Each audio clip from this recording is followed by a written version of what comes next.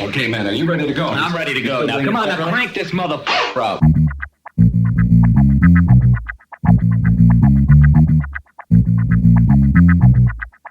Break it down like this.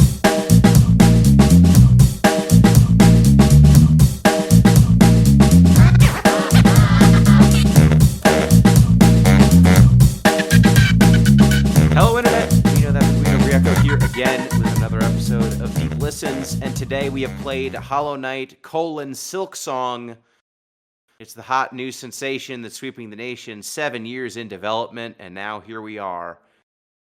I am joined, as always, by Pete Busby. How you doing, Pete? I'm doing good. As well as can be expected after playing this game, I suppose. But I do have a fun fact. I have a fun fact for our more degenerate listeners, I suppose. Which is good because we're doing a Silksong podcast, so I assume they're here. So this is from a Live Science article, which, as I'm realizing now, I looked up on my work computer. We'll see if anybody has anything to say about that. But the headline is, Kinky Spiders. Males tie up partners during sex. Hey. What? Yeah. So, I mean, we all know that, like, I don't know if it's true or not, but we all know the idea that, like, some spiders eat their mates after they're finished. Mm-hmm. There's a corollary to this where some male spiders will tie up their female partners for the sake of protection. Yeah, pretty much. That's one way they do it. Another, like, group of spiders just sort of, like, drape a silk veil, like a silk blanket, I suppose, over their mates. So it's not necessarily clear when this is I don't know, call it a safety mechanism, and other times when it's just, for a little titillation. But apparently there's a lot of bondage and faux bondage going on in the spider community. So Is this happening because you got tagged with a moderation tag on the Discord and now you look this up? No, this is actually from an NPR story, but I was also furious about that moderation tag from ZP, or whoever responded to ZP in the appropriate fashion. But yeah, if anybody talks to my work's HR department, just tell them that was for scientific purposes. I was looking up spider bondage. Excellent. That other voice you heard incredulously moaning about the belly aching that Pete and I perhaps foreshadowed, that's the mistress of games herself, M. Palladino. How you doing, M? Hello. Hi, I'm M. Palladino. I'm Game Maker M all over the internet. If you want to play the games that I've made, you can play them at itch.io. I'm currently in the middle of the Act 2 final boss, which will get me to the credits. And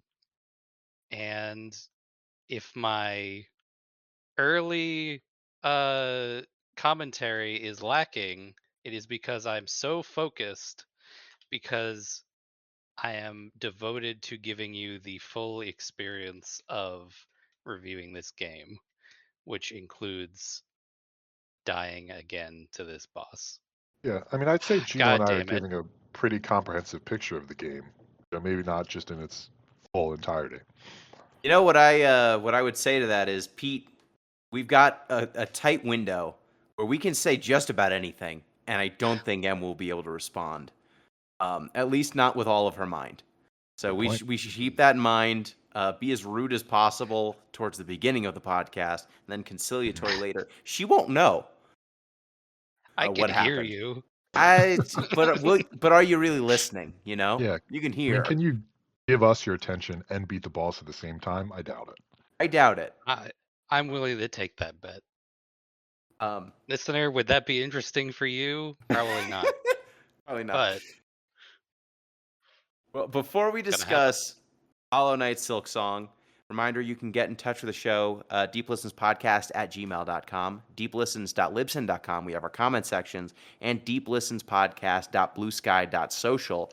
That is where you can find us on the Blue Skies and the social medias. You can support the show on patreon.com/deeplistens, which at the $1 tier gets you access to our Discord, where you can talk with the host of the show. You can hear about the goings-ons as we are playing these games for your enjoyment. And then at the $3 tier, you get access to the OG Soncast, Which, Pete, you are currently watching what? I'll tell you in a second. First, I'd like to establish my sort of anime bona fides. I went Okay. not yesterday, I went Saturday to see the Demon Slayer movie. Oh, how is that? I hear it's grossing a lot Wait, of which money. one? Well, Is it the the new train one. one or is it No, a not new the one? train one. The Infinity Castle one. Okay. The first in the Infinity Castle trilogy, the final of which is coming out in 2029, which I'm furious about. God. Trilogy? How the fuck did they make it a trilogy? I They read basically that in the manga and there was not enough. they're splitting the anime episodes basically up into a movie. So you can watch them before Sure. they roll out on Crunchyroll, I guess. But I went to a 10:55 matinee, and I was literally the only person in the theater. It was awesome. So were you just shouting at the screen? Yeah. I was whole like, "Get time? him! Yeah, Hell stab yeah. that guy. Cut his head off. Use your sword. I hate demons." To Breathe. answer your to answer your original question, Gino, we're playing watching Planets, the next podcast. Excellent. Well, at the $1 tier, you get access to the Discord, which could find you on the Discord report. The Discord report. Boop-a-doop-a-doop-a-doop-a-doop. This week on the Discord, boy, if you wanted to hear some complaining, this was a good week to be on the Discord. Not just from me. Because Other people also mostly complained about different parts of Silksong. mostly from Gino, but some other complaints as well. Uh, I I enjoy playing games when they release because a lot of the time you get a lot of people who are also playing the game. So we had some good community input. Uh, Reki and Zeto were also working their way through the game. So we had a lot of feedback there. People seemed to mostly like it, and then Gino went in there. And mostly liked Huh. it also, but had complaints about the back half of the game. No, Mhm. unacceptable, Gino. You're either all in or you're out. How dare you? I Other know. than that, oh yes, Yeah, I have something to contribute to the Discord report, kind of. yes. I know I was the one tagged in this, but does anybody know what ZP was talking about with Mr. Beast trapping people in burning buildings for money? What the fuck? Yeah, you Yeah. heard. You were Go tagged ahead, in Pete. that? You take it away. ZP tagged me. Well, I did no additional research after the message ZP sent, but the headline of it was Mr. Beast apologized. I'm paraphrasing slightly, but Mr. Beast apologizes for trapping man in burning building for $500,000. Okay. Yeah, so Say it more. seems I have he no more to did one of say. his famous Beast games where he Uh-huh. takes a large sum of money that he's earned from YouTube for staging bum fights, and then uses that to encourage yet more bum fights. Sure. So this one was, would you run through a burning building for $500,000? And then people were like, that seems like you're endangering someone's life, bud. And he was like, no, we did safety. It's fine. Oh, Which, well. yeah, You I did mean, safety. it's You probably said. not good that one of the biggest YouTubers in the world seems to basically just be staging the Running Man. Pretty much. You know what this reminds me of too is the old, I guess you could call it a game show called Queen for a Day, where they would bring some poor woman on stage and she would narrate. Actually, it was three of them. There was a competition, I think. They would bring three women on stage and they would all narrate how terrible their lives are. And whoever won got to be queen for the day based on, The audience voting. Queen of England? Or like No, they got pampered for the day. Did It anyone was like improve their lives long term, or do they just get no, a facial? of course No. not. I mean, this was in like the 50s or 60s or whatever when you could do anything to anybody. If it was on TV and they were destitute enough. As long as they didn't die at the end of Yeah. it, you're And even if probably they pretty did, good. and it was just the asbestos' fault, you still were probably fine. Just, another in a long string of evidence that we as a society never learn our lesson about anything. He's having herself a bad day. Nothing that 5 minutes in the microwave won't cure. Give him a salt tablet. He'll be fine. Hmm. Just a few Quaaludes. She'll be right as rain. Oh, man. I mean, this was back in the day when it was what cocaine, meth, etc., just to cure a cold. So Yeah, you could go to your local soda jerk and you would be given just a full cartel's amount of drugs. But it would taste like root beer. So who's to say if it was bad for you? Also, right around when they were putting lead in the gasoline. So, a strong society in many ways. Listen to that engine pure. That's the lead. Yeah, it was. It stopped knocking, which people Keeping didn't everything like. lubricated. Oh, man. We did a whole show or that came up in a show previously, I think. Probably. As a fun fact. Many years ago, I think. Yep, another one of my famous fun facts. Yeah, you listener, if you remember what show it is, go for it. I don't. mention it in the comments on this episode. Yeah. M, you picked this game, but you're actively fighting the final boss. So instead, Pete, what is Hollow Knight? I could do it. Okay, fine. Okay, Hollow Knight : Silksong. What is this, M? Well, I just died again, so I could definitely do it. Hollow Knight Silksong is the sequel to the game Hollow Knight, which you may remember from the mid 2010s. It is a game by Team Cherry, who have basically only made this and Hollow Knight, as far as I'm aware. Hollow Knight was a 2D Metroidvania with Souls-like elements, which means it has like you need to go pick up your shit when you die, and it's very hard. And this is a sequel to that. You are playing as Hornet, who is a red cloak wearing, needle wielding spider, I think. And she is captured in the beginning of the game and brought to a place called Hollow Nest, I think. Hollow Nest is No, that's from. the first one. No, that's the first one. Farloom is where the second Arloom. one takes place. And she is fighting bosses, picking up items such as tools, which are new to this game, and basically just doing a bunch of that in order to get free, I guess. Unclear on what the actual goal is, but you're pissed that you were captured. Yeah. Um, You got And I'd captured. say- yes. Go ahead, Pete. I was just going to say, I think there were a lot of tools around the first Hollow Knight game too. I don't think that's a new phenomenon for the series. Is that a Yeah. slight at Hollow Knight fans? I see. Yeah, it's a dig. I gotcha. Yeah, I was being rude. Okay. Yeah, It so could this go either way. Yeah, that's true. Yeah. This game, you like first things first, like to set the tone.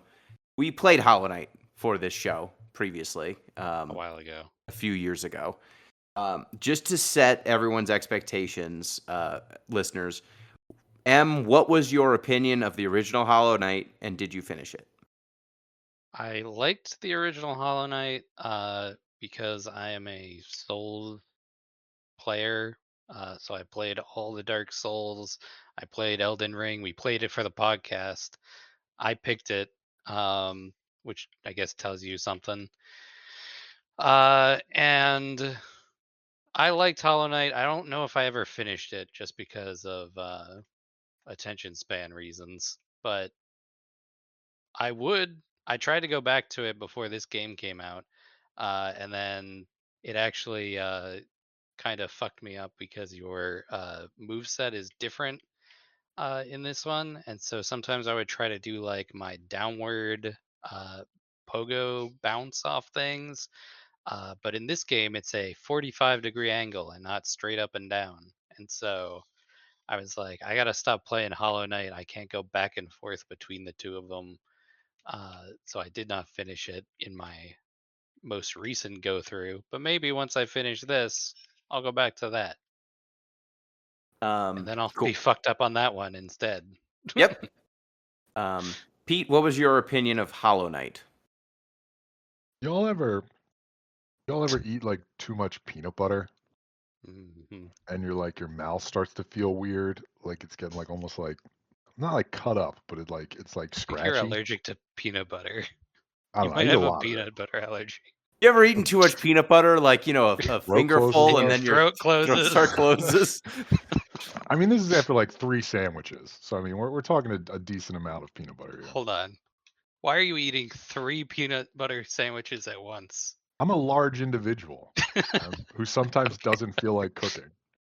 Okay, fair enough.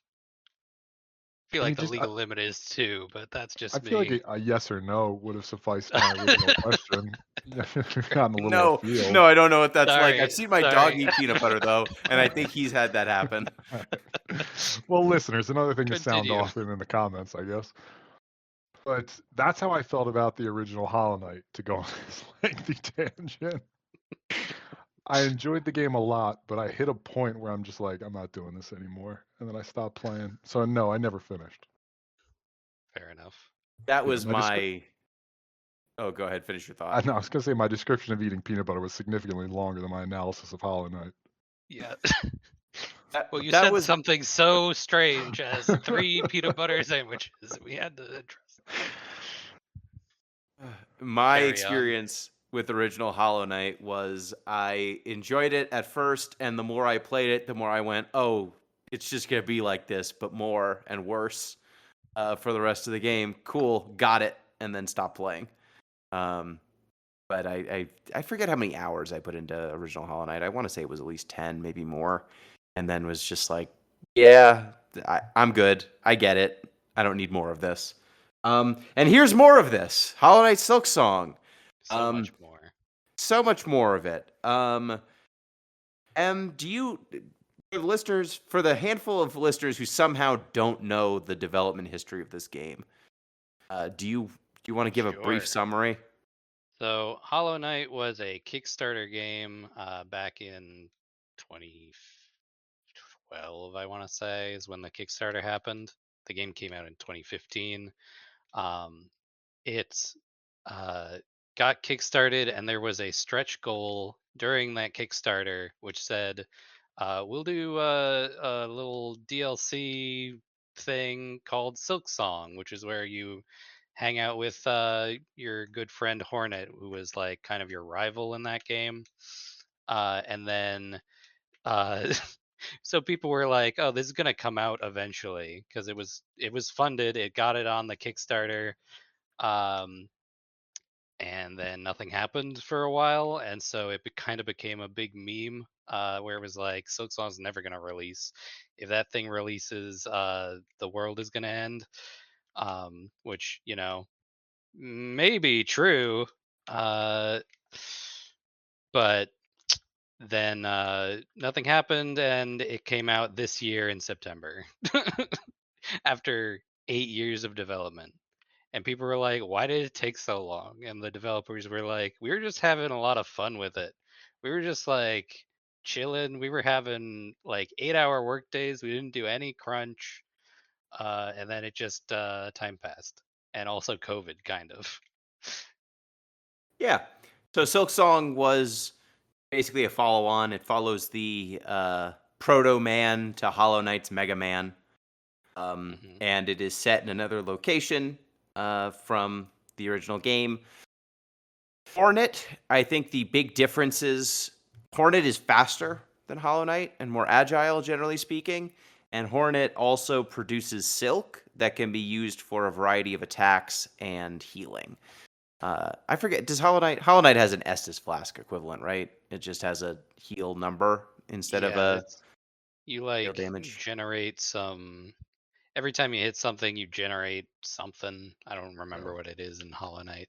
But then once you get enough, you heal yourself for 1. And in Silksong, you have to accumulate your silk, and then once you get a certain amount of silk, you can use that to heal 3. or 4 if you have a item. Yeah, That's and basically the how that works. that silk is your reusable resource that you can use for certain attack moves, and it also can be used for healing, and you accrue it by attacking enemies. So there's kind of this push-pull of, oh, I've taken damage, but if I keep attacking the enemy, I'm going to get the ability to heal, so maybe I don't need to play defensive, I need to play aggressive. It tries to stop you from turtling quite so much in this game. This is, I think, a pretty standard Metroidvania in terms of the tool set you get. You start with a single jump. And then, Pete, do you want to go over some of the movement stuff? Yeah, before even that, I was going to say, I mean, I respect the devs for taking as long as they want, work 2-hour days for all I care. But it's sort of hard to see where the 8 years went. Oh, it's in there. You'll see. I'll get there. If you I keep would going with say- it, you'll be like, here's where But it is all this went. 4, like, if Hollow Knight took 2 years, Mhm. is this 4 Hollow Knights?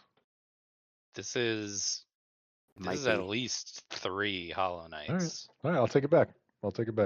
I mean, I would say we'll eventually, I think, get to the question of where did the 8 years go, and what did they need 8?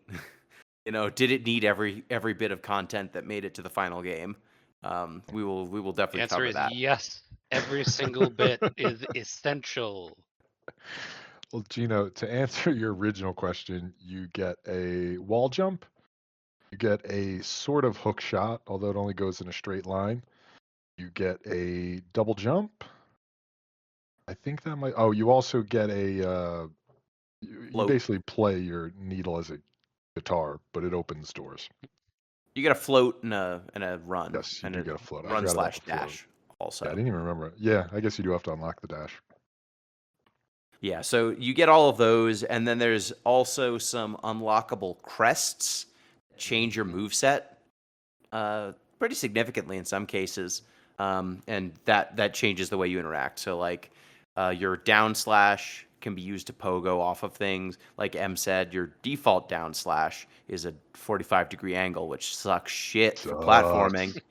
I like Sucks. it. You would. What happened when you got Reaper? Did you ever go back to the default one for Good platforming? question. No. No, you didn't, because it sucks shit.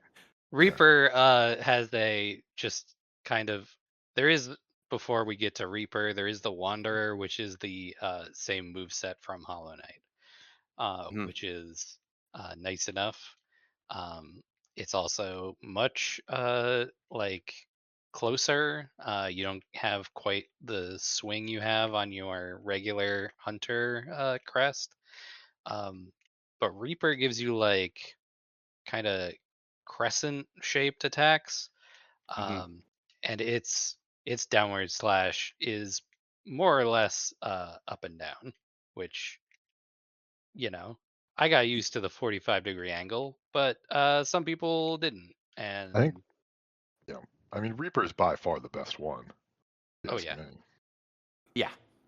Did The Reaper you- should just be the fucking default, in my Yeah. opinion.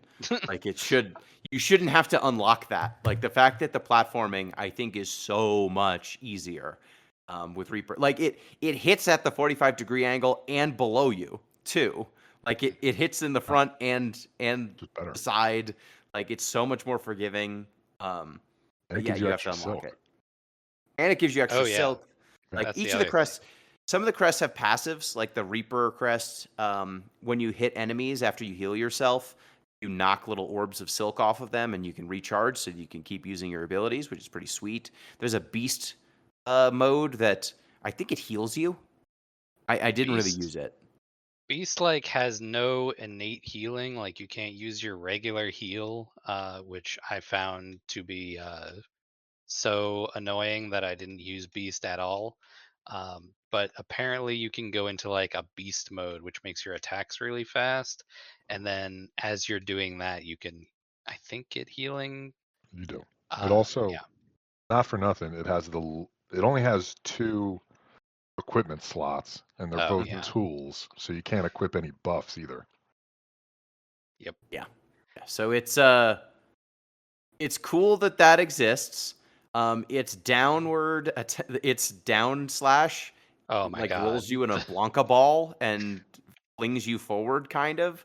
So It's very strange. it's just kind of awful for platforming, which is a problem because this game involves a lot of platforming. So I would say as soon as you get Reaper, you probably won't go back.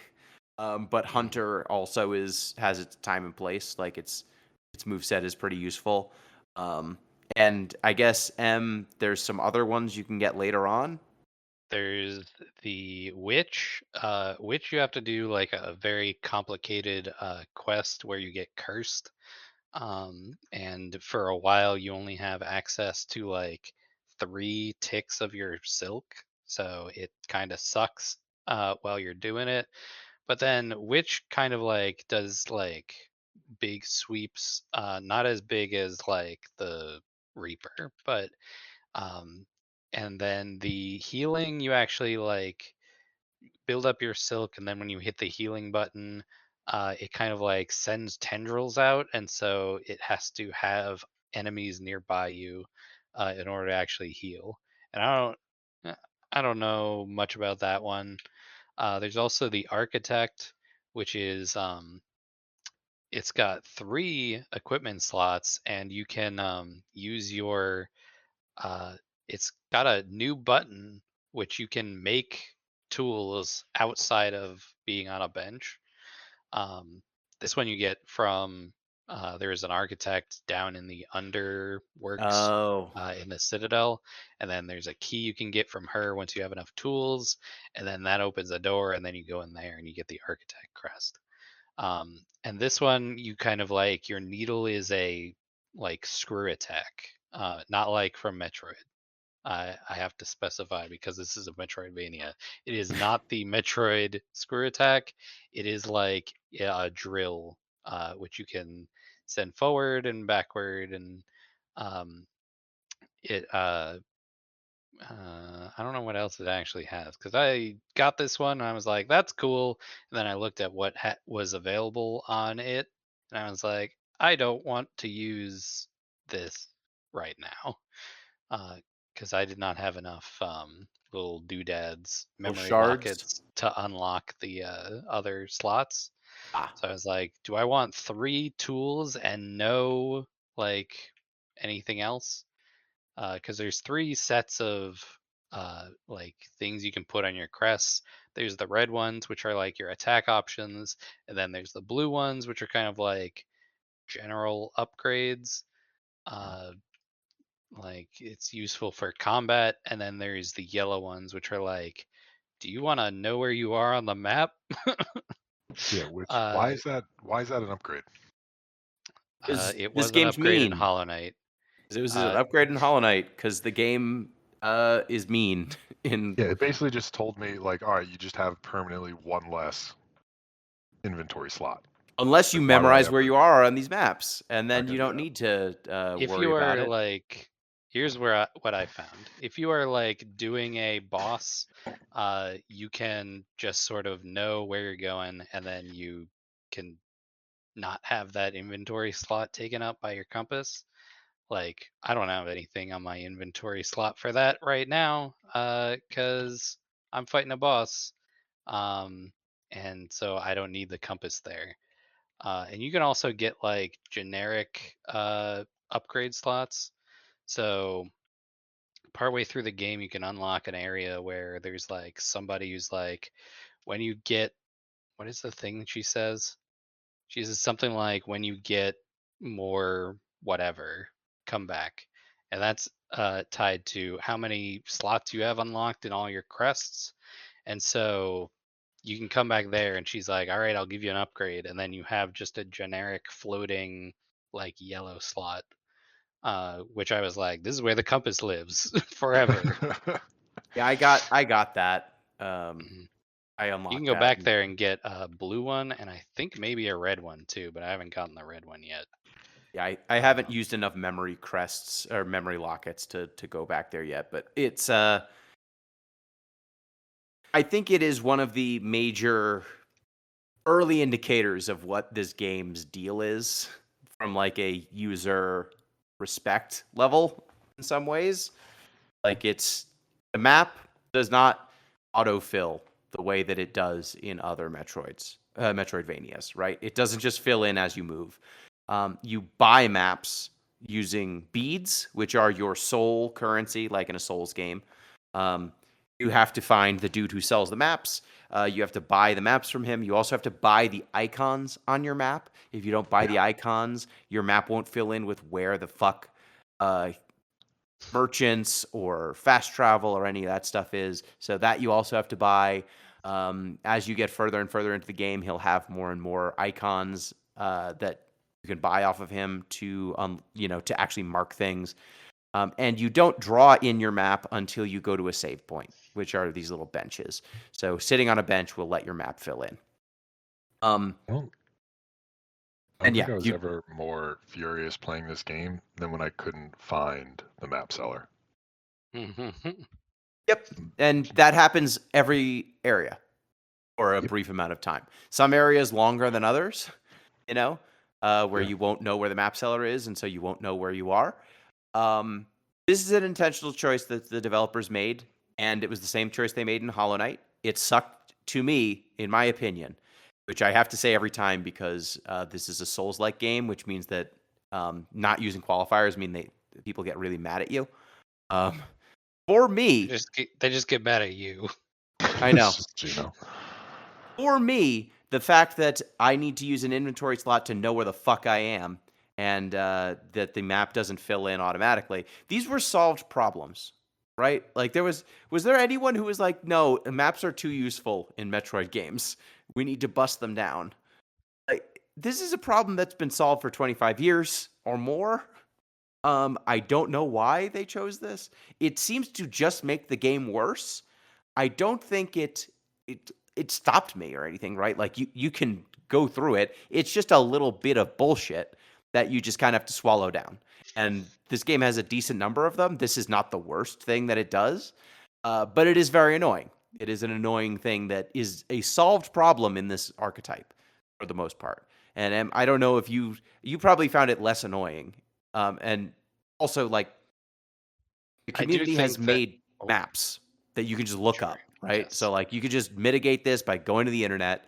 But if you are going into the game, playing the game as designed, I find it's a little bit of friction that has no upside and only downside.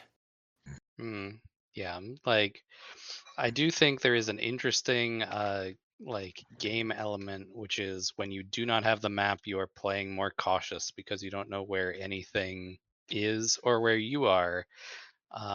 So you can kind of like justify it in that way.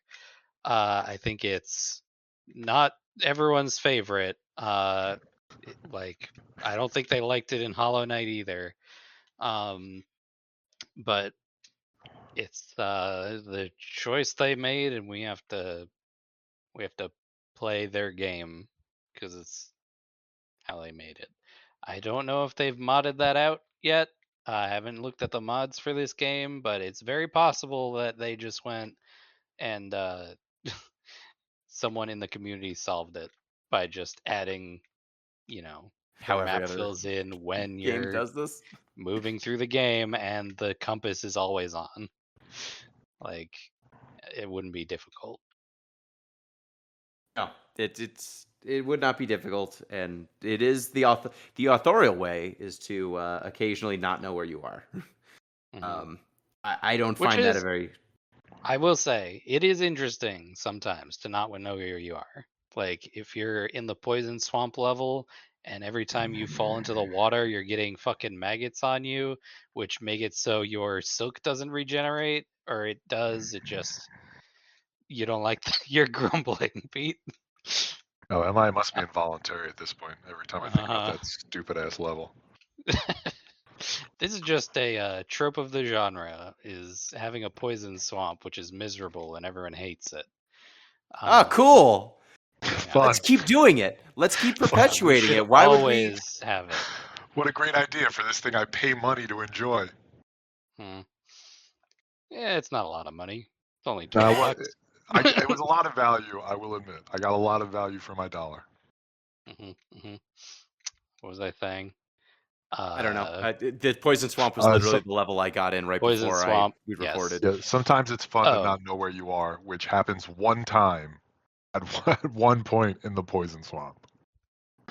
I mean, the point was like you're basically going through that level and you're like, where the fuck is a bench? I'm getting Yeah. poisoned.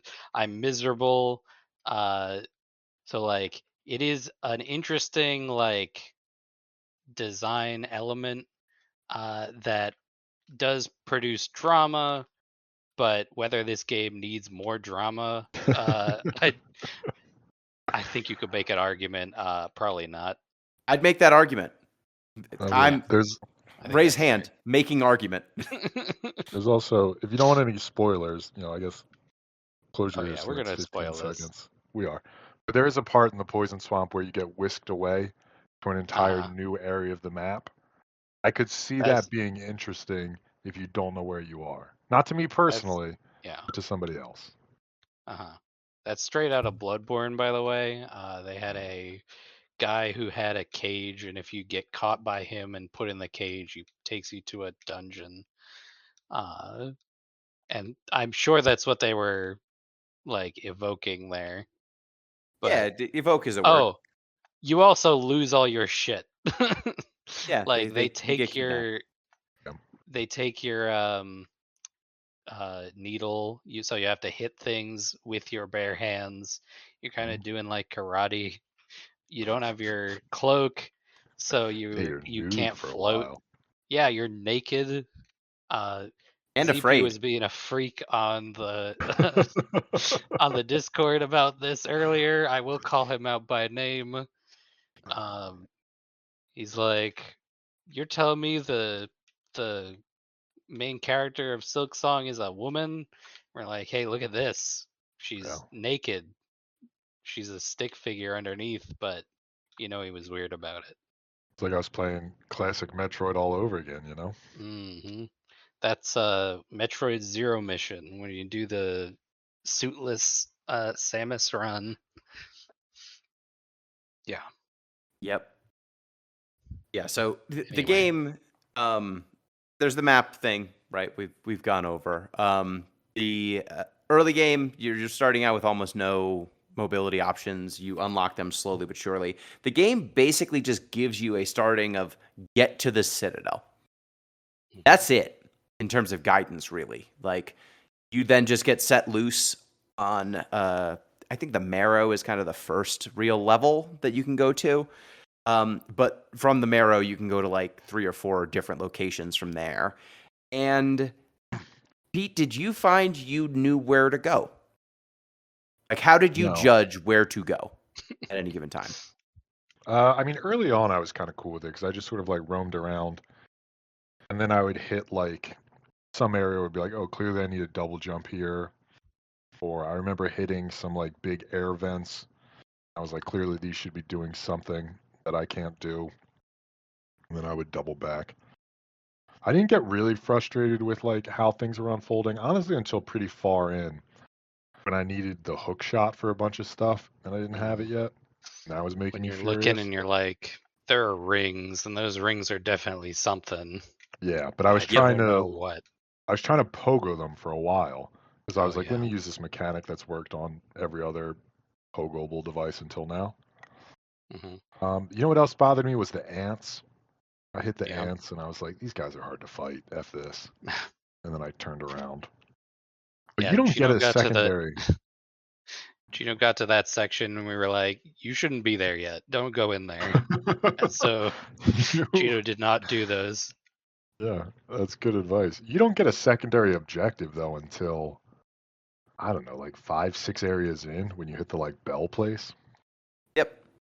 Yeah, you get a like break the curse of this place. That's the only secondary objective you get in Act 1. Which Act 1 can go, I would say, anywhere from 10 to 20 hours, depending on how thorough you are, and or how difficult you find combat with some of the bosses. Act 1, I would say, is mostly a normal Metroidvania game. Like, you are getting a new ability in most of these areas. You are finding hidden walls. You're getting upgrades. The backtracking isn't far. There's one movement like fast travel system, and it covers all the areas you want to go to. The enemies kind of unfold in a logical way, except the ants. I think you can get to the ants sooner than you should. Like you Yeah, the ants can get there with I think just your basic attack and a jump. Like you don't Yeah. need the run or any of the upgraded crests or the hover. You Yeah. could go to that area before any of that shit, and if you I do, fought, it will suck. yeah, I fought that big ant for a while with no dash, and I just thought to myself, Mhm. damn, a dash would be really helpful in this fight. Wish I had a dash. Yeah, I know. Mhm. Yeah, it swings, and if you were to dash in and dash out, it would be trivial. Yeah, it'd be so easy. And I was like, this is the hardest boss I've ever seen in my entire life. And I got a dash, and I was like, this guy's a clown. Oh, right. That's what I needed. Yeah. Yeah, and all of these. This is a game that, similar to other games in this subgenre, I think we would call this a Souls-like, right, Em? That's fair? There has been some debate on this, but I'm pretty confident. People in the Discord have been like, "This isn't a Souls-like." I'm like, Why not? I don't know if I agree there. That It's got the the Souls difficulty. stuff. I think the main arguments It's were not that the hard enough. difficulty is coming mostly from the platforming and not the combat, and Souls Yeah. is about the tete-a-tete with enemies, whereas this is much more about, oops, you fell into that buzzsaw, sucks, bro. Yeah. I don't know. Or I you have hit a lot another of trap. Better back and memorize where forth, those are. but that's also in Dark Souls, so I don't know. Yeah, the what traps. they're- Look, I'm giving the argument as I saw it was Uh-huh. that it wasn't grim enough, and that it was. This is pretty grim. I think so. Look, I think it's a Souls game. I'm just trying to give you the argument. Sure. You literally go to like the big church, which is straight out of a Dark Yeah. Souls. I agree with you. I'm just saying.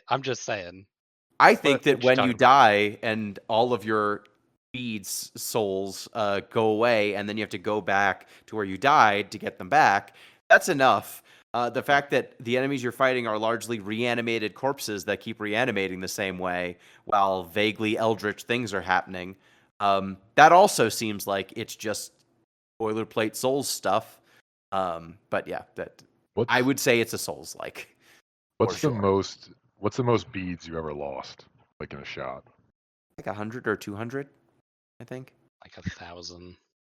Yeah, I was gonna say 550 was the most I ever lost. Ugh. I just spent them whenever I had them. Like I found, Oh, yeah. if I ever had like 300 or 400 beads, I found a merchant and spent everything I had. Or convert them into rosaries is the other thing. I didn't do that. Fuck that. Didn't do that? I bought You could do useful that. items.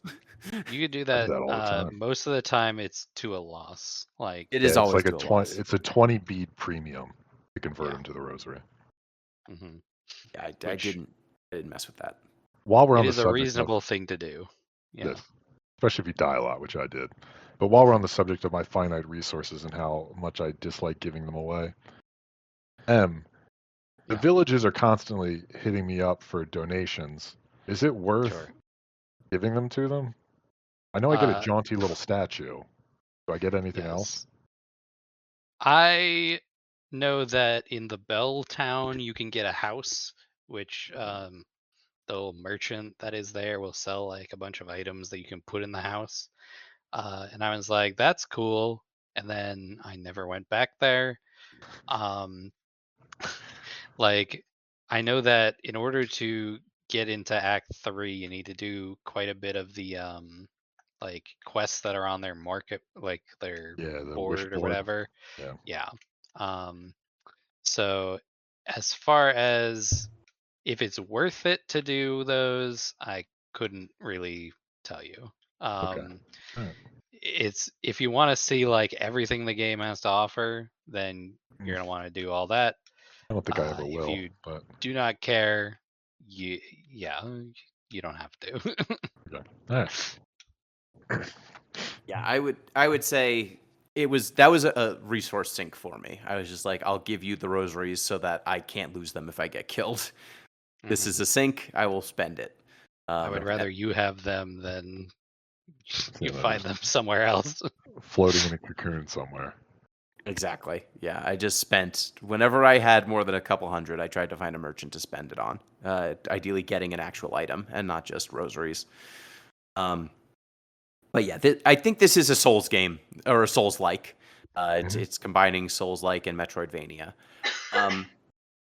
Pete, did you find that the Souls likeness, the losing your rosaries and going on corpse runs to get your rosaries back after you died and having the checkpoints be a decent distance away from the bosses, added to your enjoyment of this experience? I mean, no, but I'm not this target demo. My issue with this, I don't mind losing the resources. I can live with that. I'll farm more beads. I don't even mind like difficult bosses that I'm gonna have to play a whole bunch or finicky platforming. That's fine. That's fine with me. I'll enjoy that. My issue with this is when I have to like go on this whole death march just to get to the boss, die, and then go on that same death march. Just give me a bench in front of the boss, and then I'll be Yeah. happy. Then I will cease my complaining. What is your least favorite one of those to do?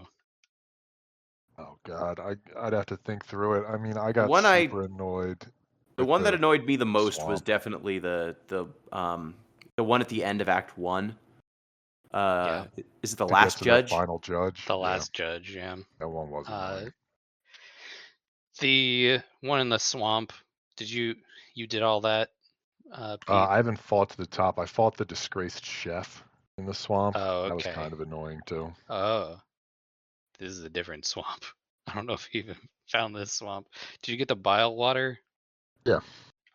Okay. Oh yeah, I guess the disgraced chef is just in Sinner's Road. Now that I think Yeah. about it, although it's the same mechanic.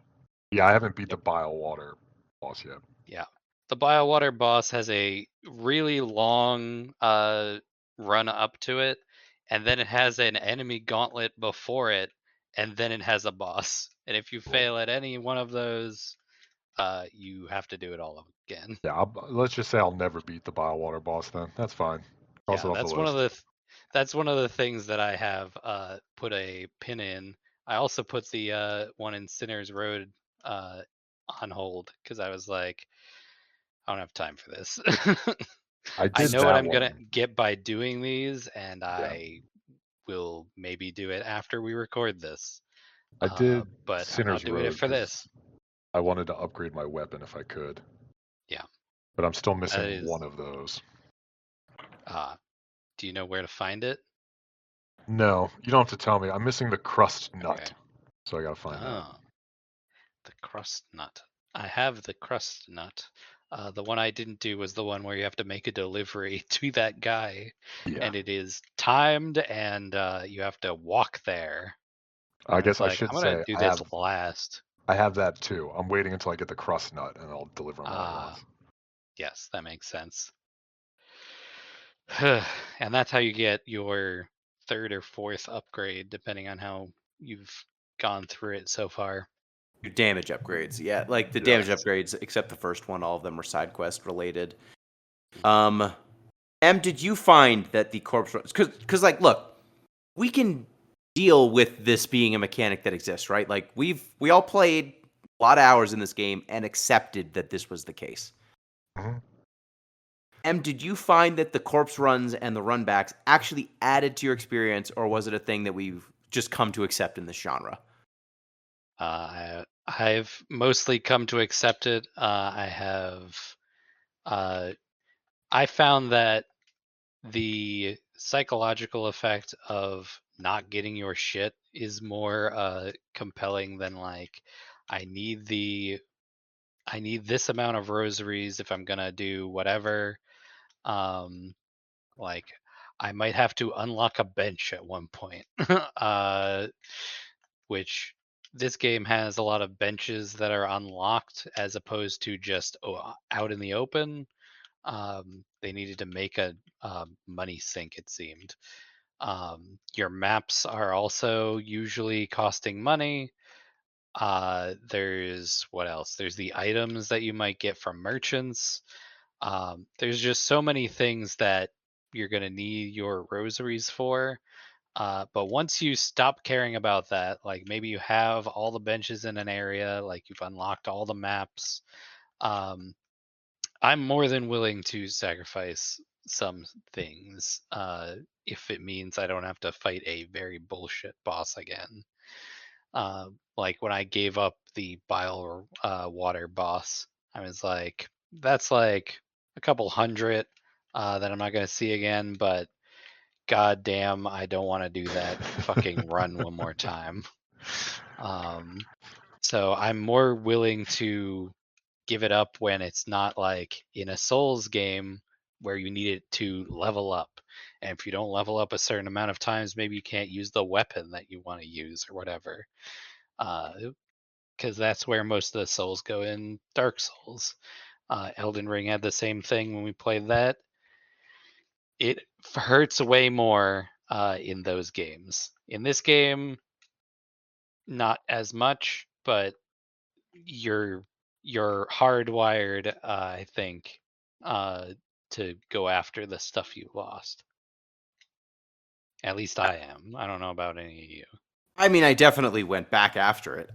My concern or my question is more like it adds tension to a certain degree, Oh, yeah. right? And having the amount of like, oh, I won't have enough rosaries to unlock a save point, which man, when you get into a new area, if you somehow don't have enough rosaries to unlock a save point and unlock a bench, man, that sucks. In a game that's already difficult, like, ooh, sorry, you didn't have the resources to pay for fast travel or to pay for the bench. And the world is supposed to be an oppressive, fake Catholic, I feel like, yeah. environment. This game is incredibly Catholic. There was a post that I put in the Discord that was like, games are either Catholic or Protestant, and this one is extremely Catholic. Yeah, Metroidvania specifically are either Catholic or Yes. Protestant. Yeah. And this one is very Catholic. So, you know, it's all tithes and prayer and piety and caste systems and hierarchy. They're literally going on a fucking pilgrimage.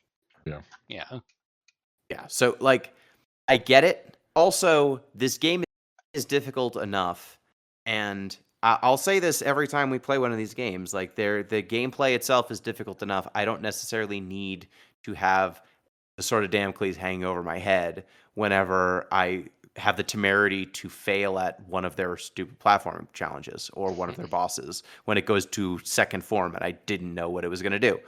When it Because explodes after you kill it and you were standing just a little too close. That's kind of funny. I gotta be honest. yeah, It got me with that once, and I was like, should have seen that coming. Yeah, you sprint across the stage every time now. Yep. Yeah, I assume that Never every know, boss it's is gonna going to explode explode. now. Yeah. Because that's the sort of game this is. You just kind of have to anticipate that the game is malicious. Like, you know, the design is not going to be fair. I got killed by a bench that was trapped. That was booby trapped. Oh, Also yeah. I was did that a very few funny. times. You could turn that trap off. I did. I yeah. found the way to turn it off, but the first time it just killed me, and I was like, "Oh, fuck me for trying to save." Yeah. What an idiot I am, I guess. I don't know. To be fair, that is a bench you find in an area that is full of traps, just like that one. I think it's the only booby trap bench I found in the yes. whole game, though. There are a couple that just like don't work, and you have to do a little thing to make them like actually come out of the ground. But that's the only one that's trapped like that. Look, I understand that we can make an argument that, hey, there are other traps in the area. Why would you expect that the save point isn't booby trapped? And you can also make the argument, look at how it's so tense. Like you're in this area that there's traps and it's dangerous and the platforming's hard and you just really want a bench and then you find a bench and oh, it's a trap too. Oh, the tension, the exquisite tension. But you could literally make that argument about bad design too. Yeah. Sure. Right? Like if the design is just unfair, what would even be the difference? It's a real sort of like it's a real sort of Hellraiser life to live too. Where you're like, the pain gives me pleasure. That's the thing is like with this style of game, the bad design and the good design, it's very hard to tell this is malicious design, you know, affirmative, or this is malicious design pejorative. I think you're just kind of down for this game's going to be fuckity-upped and is going to kill me for no good reason. On top Well- of good reason, right? On top of like it's just difficult to platform, right? Like there's sections of the game where I mean, there's a section where you have to do pogo jumps on top of razor blades while you're surrounded by razor blades on all sides. It's like, okay, cool. This is just hard, right? And then there's the other parts where it's like, oh, and this is also deceitful. This is a spot where it's just going to kill you because you haven't played this section yet and you didn't memorize it yet. And that part I find cheap. I mean, I think the problem. All right, maybe it's not the problem, but I think the reason why you were experiencing pushback, particularly in the Discord, is like, is this bad or good? And I don't think this is a game where it's like all bad or all good. This is like design decisions that were made that some people are going to be like, oh yeah, I love bouncing off razor blades or circular saws. And the people who are sickos for this game are going to be like, that's my favorite part. What are you talking about? But but it's gonna be one of those things that people are debating for as long as this game is in the public consciousness. Like, is this good or bad? Uh, but I don't think you can.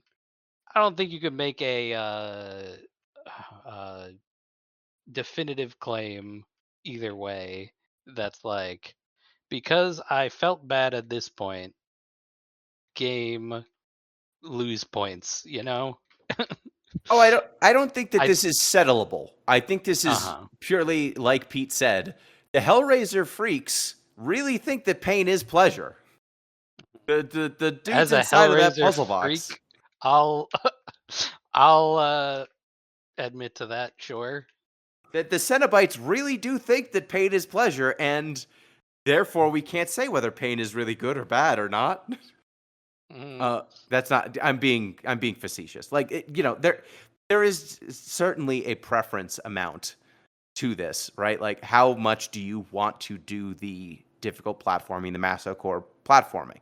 And the thing I usually go back to in this discussion is Celeste, which is a game we also played for the show, which is also an incredibly difficult platformer. But they have an option in their menu that says, hey, would you like to turn on jump assist, where you get more jumps or floatier jumps or infinite jumps? Because at the end of the day, the developers of Celeste wanted you to see their storyline, whether you were good at executing the jumps or not. And they tell you when you turn on that mode, like, hey, this game is designed to be played with these difficult jumps, and we think that that's the way you should play it. But if you want to turn on an assist, go for it. And they let you do it. And this is a game that's like, no, the parts that we think that you might not enjoy, those are the parts. Deal with it or don't. That's the game. We're unforgiving about this. We're uncompromising about this. The map is not going to be better. The platforming is going to be difficult. There's going to be you're just going to be lost for large swaths of the game. And we're not going to tell you where to go. The internet will handle that for us. There'll be infinite guides. A bunch of game sites are going to eat on making guides for this game. That's just how it's going to be. And I greatly, greatly, greatly prefer the Celeste approach. Both are difficult games. Both have their masocore audience. One of them believes that they're doing something other than difficulty that's worth seeing. And one of them doesn't. Treat it that way. Even if there is something they're doing that is higher level, right? That is a compelling story. This game, we haven't even talked about it much yet, but it's got a beautiful art style. The music is excellent. I think there are large swaths of this game where the environment is just super cool and intricate. Like how the moss depresses when you run through levels. How just like the animation of Hornet running is really pretty. In that ant section, when you kill an enemy, like little baby ants come and carry the little corpse bits away. And that's super cool. Like there's little touches like that all over the place. The way that characters sound is really great. They've got an amazing babble to them that's really Yeah, that's what I was evocative gonna say. and fun. The the Foley work of just like murmuring and noises in the background is maybe some of the best I've ever heard. 100%. They make interesting noises, all of them. And that's what bothers me is that I see a game experience here that were it for like a handful of tweaks, I think could just be an unambiguously exceptional experience for everyone. And instead of that, we have to wait for modders to create that version of the game for us. You know, like who is actually harmed by there being a toggle on some of this stuff, you know? And I don't think it's anyone. Toggle? What would I toggle? On this, I might toggle the number of jumps occasionally.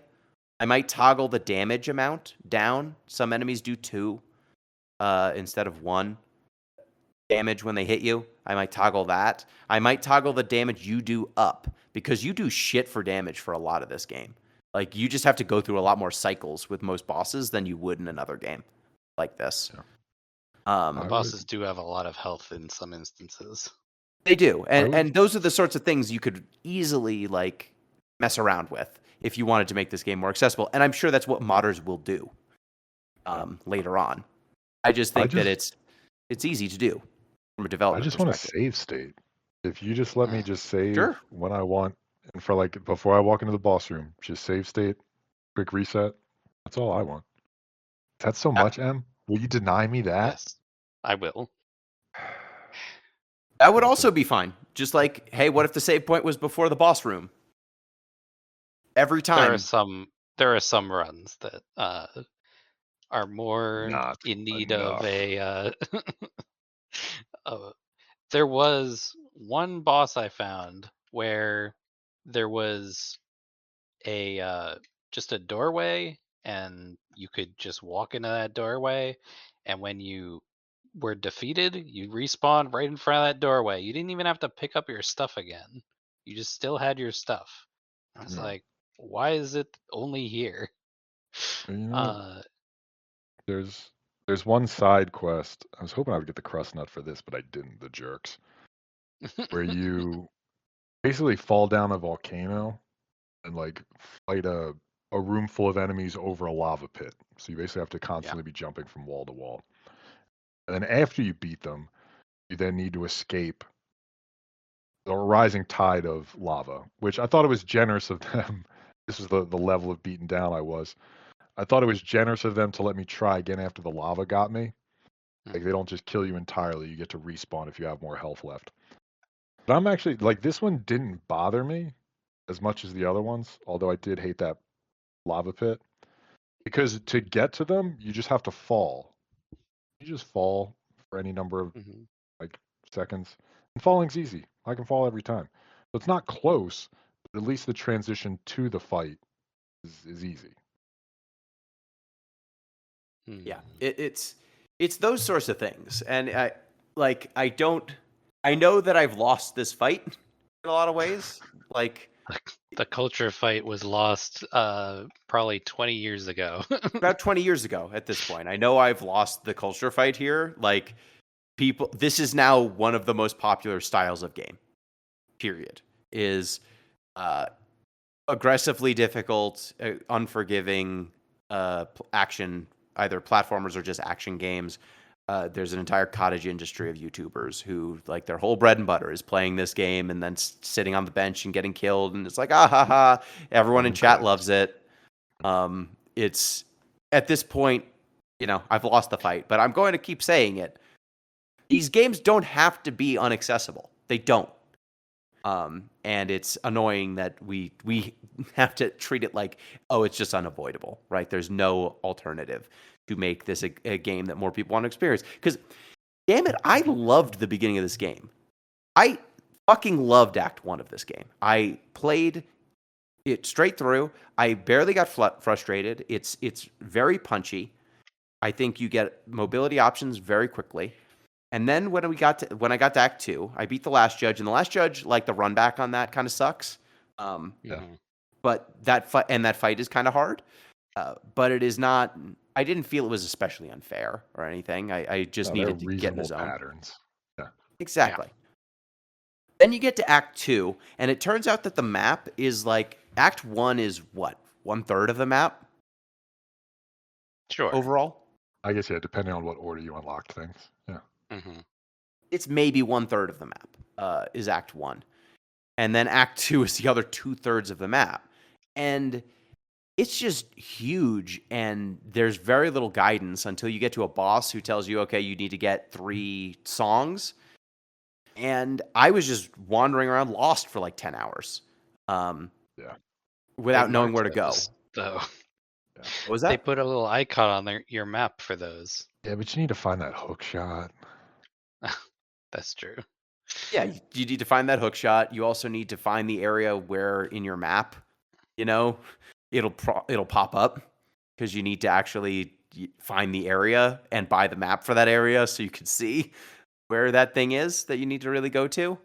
Because it just floating in gray space on your map doesn't do everything, you know, for knowing where to go. And that's the thing that bugged me, is like I felt like I was really enjoying this game. I was not going to be the person who was like, this game is not for me. I thought I was legitimately like, oh, this is just a triumph, and I won't need to talk about the soulsiness, because it didn't even matter for a lot of the game. And it sounds like, Pete, you had a similar experience. Like Act 2 is where you bogged down for you. Yeah, I was having a much better time in Act 1, and then I was like, all right, let me just like take some time and just look around at stuff, because I didn't really know where I was supposed to go. And then I hit so much stuff where I was like, maybe I can navigate here. No, I can't. So I need to go find what I should have in order to jump around in this spot. And then I went to the slab for a while, and I was like, well, I found 2 keys in here. Surely the other Mhm. keys must be in this area they belong to as well. And then I finally got Yeah. annoyed and looked it up, and then I got more annoyed, and I was like, I don't know if I'm finishing this one. Mm. Yeah. I mean, my my opinion is always like, where's your sense of adventure? You gotta wander around. You look at stuff. We should just say this outright on the show. Our format is we play these games in 2 weeks, um, which is sometimes a very quick turnaround time. Uh, and some games are not suited for playing a game over the course of 2 weeks. Sometimes you want to spend more time on it. Uh, if you're Sometimes you want to not spend like less. me, Yeah. yeah, sometimes like this is a game that really wants you to it wants you to be the sicko. Once you get into Act 2, it's like, all right, here's all this stuff, go play. um and it wants you to like have the time and the energy to explore everything. um and if you are like us and you're like, all right, we got to record a podcast in 2 weeks, uh we got to get through to the whenever the credits roll, which is what I'm trying to do still actively. um it's maybe our experience would be different if we played this on our own time as opposed to, you know in a crunch, basically. But that's, you know I, I that think that's that's us true with specifically. I think that's true with some games. Like, Hmm. it was definitely true with Blueprints, for example, right? Because that's Uh-huh. a game with actual randomness on Yeah. whether you're going to be able to complete a run or not. And there's just so much information. This was one. I mean, I put 20 something hours into it and felt like I was uh, having a good, well paced experience that I would not have had this pushback. Act 2 is just like, hey, do you want to do this forever? Bro, Yeah. like, do you just and I think get circles us back to what we mentioned earlier. Like, this was a game that took 8 years to make. Um, I think that Act 2 there's maybe twice as many areas as I felt it needed. Unambitious. Like, if I was going to cut, once you get to the cathedral, there's 8 sections of the cathedral, I think, when we looked it up. I would put 4, maybe 3. I think there's like 2 sections because it's a hierarchical caste system. Like there's a the people on top, the people in the middle, and the people on the bottom. There's 2 or 3 sections in the bottom. There's 2 or 3 sections in the middle, and then 1 or 2 sections in the top. I would simply compress those. I don't think you needed as many little side nooks and crannies. I don't think you needed 2 poison swamps. Maybe have 1. I don't think you needed 1 poison swamp. If you have to do a poison swamp because it's a Souls-like, maybe 1. Souls are famous for their poison swamps, and so we needed to double. I think some of those Souls games have like 3 poisonous swamps. I don't. I'm not defending that. I think that's egregious, but yeah, I can't say anything about it. I was miserable in that poison swamp, and then I had to fight the boss, and that boss run is bullshit, and it's poison swamp. So I was like, I'm not gonna finish this. Just not gonna. I'm just not gonna do that. I'm just not gonna do that. And there are many areas where you can just say, I don't think I need to do this, and so I'm not gonna do it. Yeah, but then sometimes you do. Sometimes you and do. sometimes you don't know. Yeah. Well, that's the beauty of it. Is maybe this one door is what is hiding the thing I need to progress. Like I didn't know where the thing to get upgrades was, and then someone's like, "Yeah, there's one door that leads to the upgrade area." I was like, I literally backtracked to this area and I didn't find this one door, and it's just stuff like that. So And that would and that's fun. yeah, For you. that's the enjoyment. Okay. All right. Yeah, I'm not going to knock what you enjoy. Them. That's a reasonable position to take. Like, something I just wanted to. You finish your thought, Em, and then I got a question for you. go ahead. You take it away. My question is, as a designer, right? The amount of backtracking and wandering that this game, if you are, so it's something I do when I play these sorts of games, and when I play a lot of games for the show, is I try to go in blind. I try to go in, I know some of the zeitgeist. I'm trying not to just go to the internet because I feel like for some games, the amount of guides you can do or walkthroughs and things like that, sometimes it covers up for design flaws, frankly, right? Like if you don't know where to go without going to a wiki, how well designed is your navigation system? Or if you don't know if you're supposed to be in an area based on the mechanics and based on your experience with the game, you have to go to a forum and the forum tells you, yeah, don't be there yet. I feel like there's a gap there that you're kind of offloading onto your community to cover or some maybe mechanical foibles or some lack of direction. There are some games where you just, you never have that problem, right? You just know where to go all the time and you can get through the game with minimal lookups, and it can still be difficult, but it's not the same sort of difficulty, right? You're not lost. How do you find it for a game like this? Where I think, look, if y'all didn't tell me where to go occasionally or how some of this stuff worked, I just wouldn't have found entire sections of this game, or I would not have gone back to them. I probably would have gotten stuck way earlier. So how do you view it as a developer, like the role of the community in completing your product versus the work unto itself? I mean, I've never had a game that actually had a wiki for it, so I couldn't. Yeah, but how do you feel about it? Like, I know you haven't. Sure. Just picture it in your head what it would be like. Ooh, I'm in a pool. I'm so comfortable in a really big bed. All right. Like I think there is, on the one hand, yes, you can have a wiki do it. On the other hand, I do have these maps, and they do have open slots when I have an area I haven't explored that I'm like, I should go over there and see if this is a thing that I like didn't have the upgrade for and now I do, or is this like I need, the hook shot for. Um, so there are certain elements where I'm like, uh, if I was, say, stuck on an area and I needed to find the hook shot in this case, um, if I went to the wiki and it was like, yeah, in order to get through 2/3 of the back half of Act 2, you need the hook shot, and so you need to go here.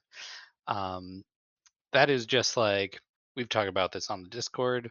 That is like being on the playground and talking to your friends, like, uh, you know, where do I get Mew in Pokemon whatever Red? He'd be like, you push that uh, truck, bro. And you'd be like, yeah, you you son push of that truck. That's what I said when it came up. I was like, ZP, I got a truck you need to push. Um, anyway, but I think there is some uh, level of community that is always going to be incorporated into the games like this, especially games like this, which is like really kind of expansive. There were a number of times where we were on the Discord and you would say like, "Oh, I found this crest somewhere," and it's like, "What? I don't have that yet," and then I would go and look for it. So this is just a genre that is like that's baked in is having some like discussing with your friends, going on forums, um, that sort of thing. And when you don't have that kind of community to do it like quote unquote for you, no, not saying that as like a negative or anything. It's just a fact of playing games like this. Um, you just have to have the will to explore around, and if you get stuck on something you put a pin on your map and you're like, I'm going to come back to that later when I have like the double jump or whatever. And if you go in blind and it's your decision to go in blind, and stick with that throughout the game, that is maybe doing yourself a disservice. Maybe it's just a fault of the designers who are like, we can rely on this as a function of, you know, people having a wiki to go to when they get stuck on an area or whatever. Um, I just think that's like a fact of designing a game in the year 2025, or even when they started to make this game. What was it, 2015 or so? 17 yeah, or Yeah, 8 years. So yeah. yeah, 18? yeah. So whether or not that's like a good or bad thing, I don't think we can determine that. Uh, we can say what our opinion is, which is maybe it's not great, especially for our format. It's less than ideal, but is it a deal breaker? That's for you to decide, dear listener. Oh, for sure. Mhm. Pete, from like an academic, like a literary perspective, Okay. this is not a thing that exists for books or movies or other forms of media, right? The idea that, oh, you're just not going to be able to finish this thing I don't without a know, community man. to help you out. Like, I If don't know you, that. Is there any theory within books that, until you discuss it with another person, the work isn't finished? I think the closest you can get, and like I would say this is the Dark Souls of literature, if you ask me, would be Finnegan's Wake. Uh-huh. Like Finnegan's Wake by James Joyce is a book that's so obtuse that most people, in order to read it, have to buy a supplemental commentary that's longer than the book itself. Like to unpack the first sentence involves translating these nonsense words that Joyce threw in and a whole bunch of slang and esoteric references that nobody understands. I think that's the closest that literature really gets, would be like the high modernists, or maybe some very sort of like postmodern anti literature stuff. But like, if you ask me, I would just put Finnegan's Wake down. Like, I would never in my life read Finnegan's Wake. don't It's have just to not read it. worth it. Yeah, I never would. But that's like the closest literature would get. If you ask me, it would be the high modernists. Also, notorious pervert, James Joyce. Yeah, 100%. Yeah. So I think he would love Silksong. Yeah, Not for any of his perversions, but James Joyce is like, yeah, I'll have a Brady Games guide for Finnegan's Wake. Cut me in on that. He'd sell so many Prima guides for his books. But yeah, I just was thinking, because, this is a genre that I think is most served by community. And this is a game that, because of its fame/infamy as a game that would never come out, was going to have the community. It almost feels like when this game came out, it reminds me of when every single media site was living off of Game of Thrones for like a couple of years, where like every week after a Game of Thrones episode would come out, you'd get like 5 different write-ups of what all of the references were and everything, so that people could follow along. There was a while there where it felt like every media site was just propped up by the Game of Thrones economy. And now we have the Souls economy, where it's just like, oh, here's 1 million guides for the latest Souls thing, so that you can figure out what to do and where to go, because these games don't tell you how to do shit, or where to go or why. So here's a bunch of bespoke guides, handwritten, and that's going to be our traffic for the month, is we're just going to have 1 million guides for Silksong. It's making jobs, Gino. You hate I know. jobs? I know. Silksong's a job creator. Look, I wouldn't be surprised if this podcast does a lot better than average shows do for a similar reason. And we're on the cutting edge with this one. We are. I just don't know what to make of it from a design perspective, because my design aesthetic was I enjoy games that have self-evident direction, and then have branching paths off of it. I'm a huge fan of the Mario coins, for example. You know where to go, and then if you want to get these extra things, they're off to the side, and that's cool. The Silksong just go nuts. Yeah. Figure it out, buddy. This is a genre that is propped up by self-direction, and if you are not self-motivated, and you're like, I don't know where to go, or I don't want to deal with this, you might have a bad time. Which, you might just not have the energy or the time to put in the effort that it wants, which is, it is a very demanding game. We should not belittle like it's what it's doing. This is a game for sickos. Yeah, like it was a DLC how do you get the double for jump? Hollow Knight. How do you get the double jump? Well, first you have to get the hook shot. True. Yeah. And then you have to climb to the top of a mountain that slowly kills you. And you have to hop from, they're basically fires. You have to hop from fire to fire and slowly platform up this mountain until a mystical bird gives it to you. Yep. Yeah, so just do a bunch of platforming on crumbling jump points that, if you don't jump immediately, will crumble and you'll fall down. If you spend any time just thinking or standing still, you take damage. And then many of the platforming sequences have spikes, so even if you screw up, it's not like you screw up, take damage, and you stay where you are. It bumps you back to like the previous platform in the platforming. Also, make sure you find the secret bench. Otherwise, you'll die halfway up the mountain. Oh, it's not that secret. It's so secret, and you have to break through a wall. Oh, you should be breaking all the walls. You should be hitting walls just on impulse at this point in the game. Come on. At that point I was, and I found it.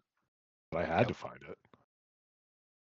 Or you die. I don't know if you can actually complete that without finding that bench. That's the point. You definitely can't. You definitely can't. And so if you don't, you just can't finish it. Just look for that bench. Gino, there's a Cool. bench. Did you hear there's a bench? You Your told friends me. on the your friends on the playground are saying there's a bench in Mount Fay. Is that what that's called? Yeah, Mount I Fay. think so. Yeah. Just go find that bench and you'll be fine. But yeah, I just my design proclivities are that if there's a little bit more guided experience and then there's stuff bouncing off of it. And a game like this and it's even more so than in a Souls game. Like Souls games, usually there are hard level checks, in areas where you're not supposed to be. You can run past the enemies, but if you can't kill them by hitting them to death, you're almost certainly not supposed to be there. In this game, every enemy hits you for 1 or 2 damage. And unless it's literally a case where you can't get there because you don't have the platforming tool to jump up to the door, you could get into places that by suck. the mechanics, or you just get hit for like 3 and you're like, whoa, what the fuck was that? Yeah. And you don't go in there. Do we all want to name our least favorite enemy? Because I definitely have 2 that I hate the most. Do you have one on Sure. lock? Go for it. Yeah, I forget what they're called. I hate the grenade guys with the buckets on their head for one reason specifically. You can hit the grenade back to them, but if you hit them with the grenade, it doesn't hurt them. If they're too close to you, it blows you up. Yeah, I hate them. They're number 2. Number 1 is the swamp lizards that tackle you and just munch on you. Oh, the little like roach things that Yeah, in Sinner's Road. Yep. Those are a pain in the ass. What's my least favorite? I mean, they're in bile water in order to get to the boss, and then in the boss fight itself, there are these guys who just like jump into the pool of gross maggot-filled water, and they throw little explodey darts at you. But they are like randomized to the point where they don't show up in the same spot every time. And so maybe you go through the run up to that boss fight and you don't see any of them, or maybe 4 of them jump out at once and they just throw their little darts and then you die. Those ones aren't fun. I don't know if they're my least favorite or not. Gino, you got any picks? In Act 1, there's a boss rush where you have to fight a bunch of birds. And they're annoying. It's a gauntlet, and flying enemies in this game suck because you can't fly, and a lot of them just dance slightly out of your range. So I really didn't like those birds, and I also really disliked there were these little bugs in the ascent. They're all bugs. Which one? Oh, They're all bugs. Get them, man. The bugs that shoot, they've got like pointy, spinny noses, and they shoot them out at you on diagonals, and then the little drills they shoot bounce off walls. Yep, those are annoying. And so they've got that lovely flying enemy AI where they stay just out of your reach at all times unless they're attacking. And also because it bounces at weird angles, sometimes I would dodge the first ricochet and then get hit by the second or the third ricochet. Super annoying. Yeah. And those show up on the Lost Judge run back. Like there is one in particular that will just drop right in front of the jump you need to make. Yep, both of them. There's 2 that spawn right in front of jumps you need to make. Yep. Very annoying. Just annoying. Yeah, not hard. Annoying. That'd be a great box quote from Gino. I don't like those birds. Put that on a shirt. Yeah. That's our Deep Listens sponsor. Welcome to Deep Listens. We don't like those birds. Yeah, there's a lot of annoying enemies in this game, for sure. Hold on, let me open up my little journal here and see if there are any enemies that I really didn't like. Do we like? Let's see. Oh, in the Citadel, there are these enemies that look kind of like they got spider legs coming out of a cloak-looking thing. Ah, yeah. When they steal your and they steal your silk, Yes. which is very annoying when the silk is what you need to attack and also And heal heal. yourself. Yeah. Yep. Same with the banshees in the like fog Mm, area. yeah, you found that. Yeah. I didn't get through it because I kept going to different areas, and I was like, wait, I think this is the same area I was just in. Son of a bitch. Would you like me to tell you how you get through that area? Sure. All right. Uh, Pete, on the playground, lean a little closer. Pete, Hey, Pete, what's up? in order to get through that, area, you gotta find the little glowy firefly-looking things, Right. and then you play your needle in for them, and then they'll go off in an area, and you gotta follow them to the exit. I'm so angry. How would I have possibly known that? All right, I'm gonna go on the swings. I'll see you later. How would I have possibly known that? Well, you get frustrated enough, you hit all the buttons on the controller.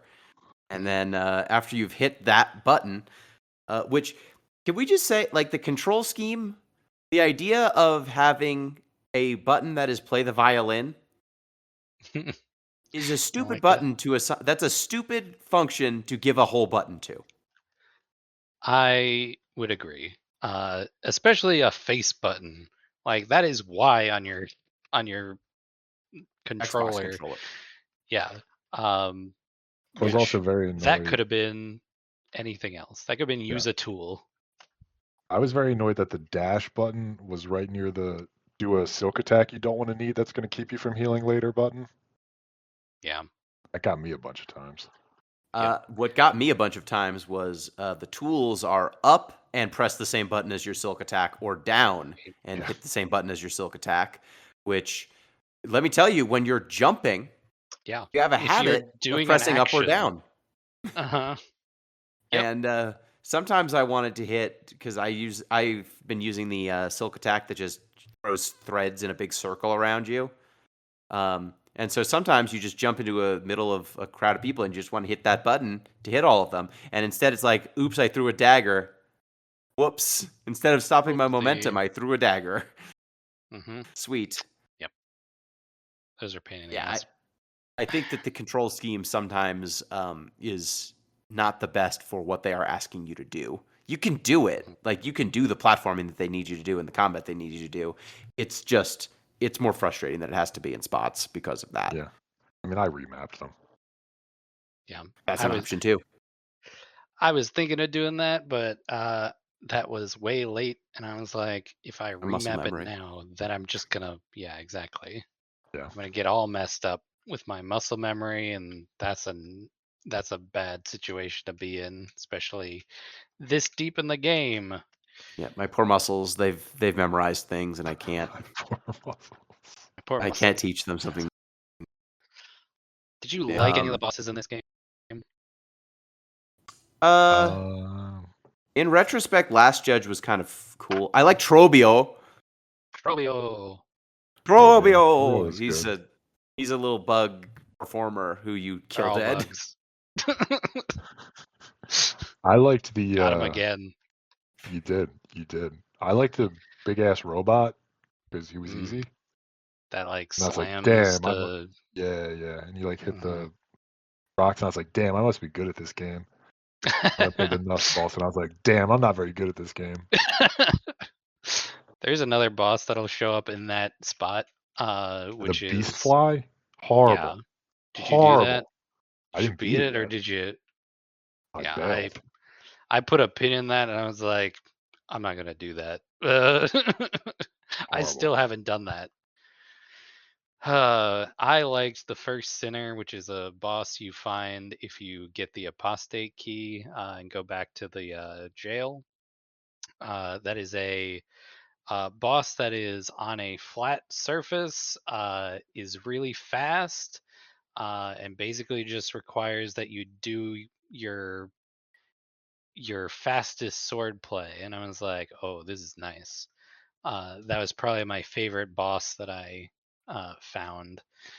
I did not like Widow, which is the boss you need to fight in order to heal the Bell Town area. Oh, I didn't mind that one. Oh yeah. That one didn't heal the Bell just Town? took me. I did do it. I just Okay. it took me a way longer time than I think it should have. Yeah, That what are was you the looking like? first boss that I was like, now we're in a Souls like, Hmm. Um, that was like the moment where I thought that maybe it was getting more difficult, and I was right. It was all downhill from there. Definitely the case. Yeah, Mhm. it is worth saying also because this game has melee attacks, items that we didn't even talk about this, but you have to spend a resource to make your tools. Like they are Yeah. a fixed number of uses, and then if you use them, you have to recreate them when you go to your bench. And you can run out of that resource and just not be able to make more tools, which I Yep. think is redundant and kind of dumb. Um, so like in these boss fights, they know you have silk, and that's a renewable resource. They know you have tools, and then everything else is melee combat. So I feel like there's a few buckets that these bosses kind of fall into, because this game actually has less of a tool set than most other Metroidvanias. Like there are designs that Metroid and Castlevania have used that this game can't because they don't have a guarantee that you have a ranged attack that is worth a damn. Like for example, there's no boss where there's like 2 or 3 platforms with spikes in between, and the boss is at the far side of the screen and you're shooting at it as it's shooting back at you, which is a pretty standard Metroid boss design, just not available to this game. So it's a lot of just here's a big dude who's going to do big, wide hitting attacks.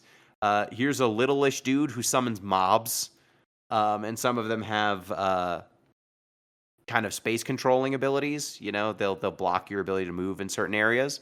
Um, but I think that there's just a really compressed set of enemy designs available to this game because of how it is. And so a lot of the bosses feel kind of samey as a result. I don't know if you Yeah. both found it similar. I did, and I hated exponentially more any boss that summoned like little minions Yeah. Hmm. than any other. That made it so much. I mean, worse, but worse because harder. I'm sure some people liked it, but worse for me. Anytime they summoned little widgets, I had to jump around, especially the flying bastards. Did you ever fight the brood fly or the brood mother? I have to look No. her up. I think that one's oops all ads, right? That one's basically Brood mother. you Oh, get a not yet. quest in the bell town and then you go to the jail. Maybe it's in the citadel actually. Um, you go over there and then she is spawning little fly babies at you, and the little fly babies, when you hit them to kill them, they explode, and that does 2 damage. But if you just get hit by one, it does 1 damage. um, but also she's like bouncing around and doing a whole bunch of stuff, and she is not affected by their explosions, of course, because she's their mommy. um, and and that was one of the bosses that I almost crashed out on. It was like this. Also, the room is very small that she's in, and so you got a bunch of ads right before the boss fight, and then she's spawning ads that explode, and I'm like, this is bullshit. Yeah, Um, this is a design you're allowed to do. Is it advisable? Is it fun? Eh, people will slog through it. That much I is clear. I I did it. I mean, I got Did you through it enjoy it? eventually, but I was glad when it was over. I felt like a Sometimes lot of that's these. the that's the The sheer relief. That's what you're looking for? The relief that you can yeah. stop playing this game. Just play it once. Yeah, I enjoyed. Someone on the Discord posted a image that was just the difficulty enjoyer, and all of the Yeah. quotes were like, "What you need to do is take a break. Why don't you put the game down, buddy, and come back to it later?" And the T-shirt was just like, "I hate playing games." Number one break taker. Yep. Huh. But Yeah. and Why would you? I would be the first to tell you, if you're having trouble on one of these bosses, you should take a break and come back to it. Yeah. Like the ones that I had the most trouble with, I came back the next day and I was like, all right, let's go for it. And then I beat him in like an hour. So That you is know, that was my experience too. Is like overnight you will just get your brain will download it because it's pattern recognition. All the bosses are just pattern recognition. They have tells and then they do the same fucking moves. Just memorize the pattern and you're fine. but as far as these types of games go, Dark Souls would have the pattern recognition boss, and then it would specifically, like 2/3 of the way through the health bar, switch up the pattern. So it'll be like a big swing and then two little swings. And then all of a sudden it's a big swing and then it's another big swing. And so it's shit like that. But these bosses don't really do that. So it's kind of better. Yeah, they Uh, generally just go, what if the pattern I had before now is dangerouser? yeah. Like, What if there were one more mechanic that you had to take into consideration? now there's an ad, or now this move reaches slightly further than it did before. Yeah, Which, so story could be wise, worse. let's close with the story stuff. Hornet is a spider, and spiders can make silk, and making silk appears to be very prized and rare in Arloom, and that's why the fake church kidnapped her. And all of the many of the bugs you're fighting against, they've lost their minds because it appears they are they're reanimated corpses for the most part, like they're being puppeted by thread. Yeah, it seems as though there is a puppeteer thing going on. Someone is like just sort of keeping this like dead civilization alive from the Citadel. And you're like, that's fucked up. And I'm a protagonist, so I'm gonna go stop that. And is That's there kind more of to it. it? I don't know. I could not tell you. Seems vibey. Seems like there'll probably be something eldritch going on, if I had to guess. Probably, You know? yeah. Oh, I I mean, some bet. sort of elder god of some Mhm. sort. It always is. It always is. Yep. The story is mostly vibes based, as these games often are.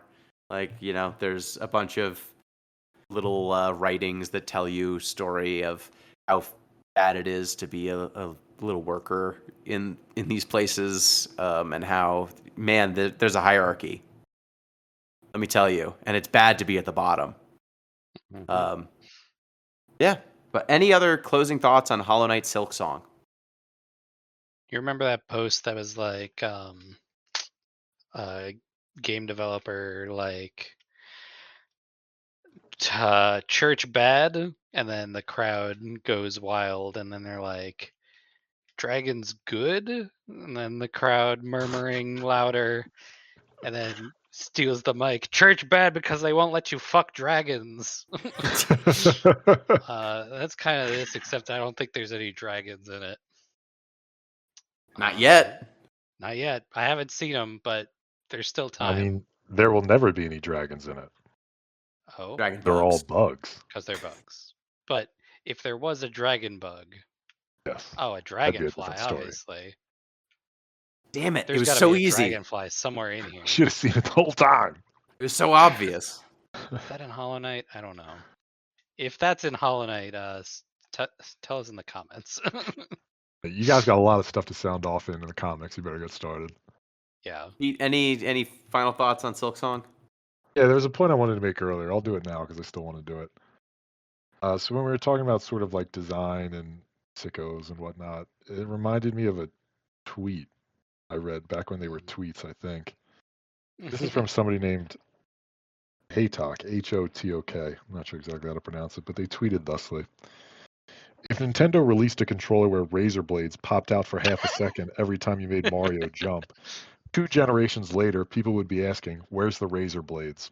It's a good tweet, right? And I bring this up for 2 reasons. One, because when I tried to find this, the AI overview helpfully told me Nintendo does not sell razor blade controllers, and it is highly unlikely they ever would, as this would be a dangerous product for consumers. So thank No you, shit. OpenAI, for spending billions of dollars to tell me that. The second, because I'm not a huge fan of these games, and sometimes I feel like it's like that. You know what I mean? Like at some point, we put in these designs to make things dumb hard, and people got attached to them, and now they just want it that way. You know what I mean? And if Mhm. that's your jam, Yeah, I'm not going to stop you. Not everybody likes playing Pokemon Nuzlocke all the time. But I don't know. I just think it's not necessarily for me. After the 20-hour mark, I'll enjoy it for a little while, and then I hit a definite wall. Yep, and that's kind of my takeaway. Is I enjoyed the game for the amount. I might play more of it now that there's not a time pressure.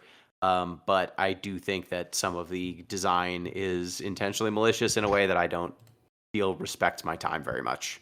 And so I don't like those parts. But I will probably play a little bit more of it on my own because I have it on the Switch and it's portable. It is now my turn to pick a game again. Okay. I give you two options. Both are genres we have not covered in a while. I could pick an RPG or I can pick a management sim. Are you? Are we not doing the Halloween thing? Well, the Halloween thing, we've got time before the Halloween thing. We've got one episode Oh, is before there another? Halloween. Okay. What sort of RPG are we talking here? Are we talking like in the 20 25 hour range, or are we talking in the 80 to 100 hour range? Let me see.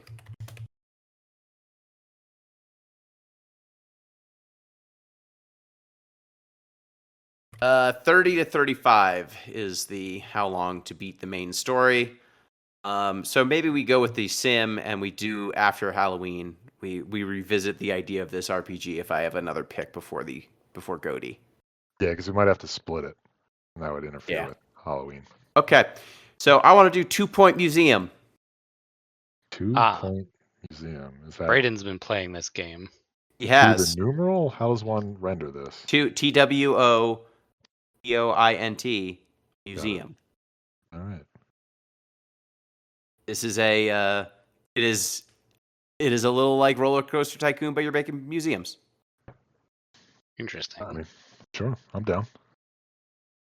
Excellent. Why is it 2 Point? That's the name of the franchise. It's- There's 2 You 2 gotta- Point Campus. You and gotta 2 play the Point game to find Hospital. out. I guess I do. That's the developer, 2 Point Studios. Will this be our first management sim since Prison Architect? I think it is. We haven't played one in a while, and I kind of want probably to why, check yeah. in. I want to see Clear what our palate. what does a modern one of these look like? Is it any different than Roller Coaster Tycoon once was? Did you know Roller Coaster Tycoon was just made in individual lines of code? It wasn't. It was just 500,000 lines of code, with no UI or anything. Jesus.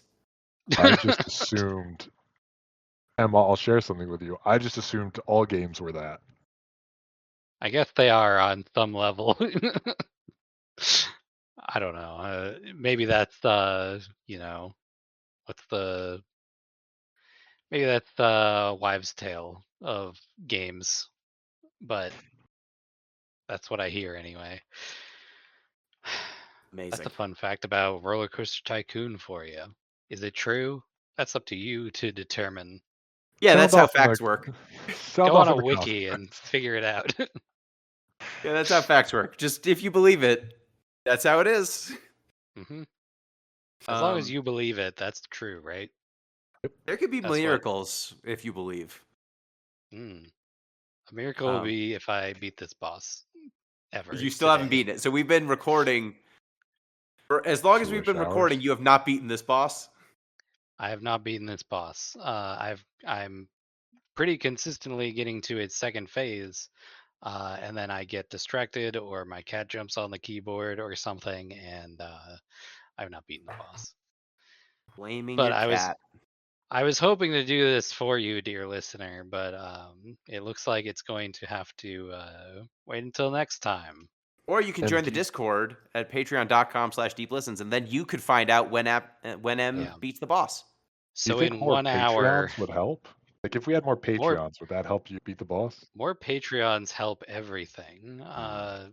If we had, God damn it, if we have another Patreon, that person will be whose name I say when I beat this boss live on stream. I'll be like, thanks to you. Fart Master. Thanks, Fart Master. Art Master Uh-huh. 69 420. You are Nice. a man among men. Well, thank you, Pete. Yeah, this was for all the things we said, it is a very enjoyable game for stretches, and then it gets less enjoyable at other stretches. Thank you, Em. I think this game is enjoyable all the way through, and I'm gonna stand by that. And thank you, dear listener. Reminder, you can get in touch with the show, deeplistenspodcast@gmail.com, deeplistens.libsyn.com. We have our comment sections, and deeplistenspodcast.bluesky.social. And you can support the show on patreon.com/deeplistens. Till next time, peace.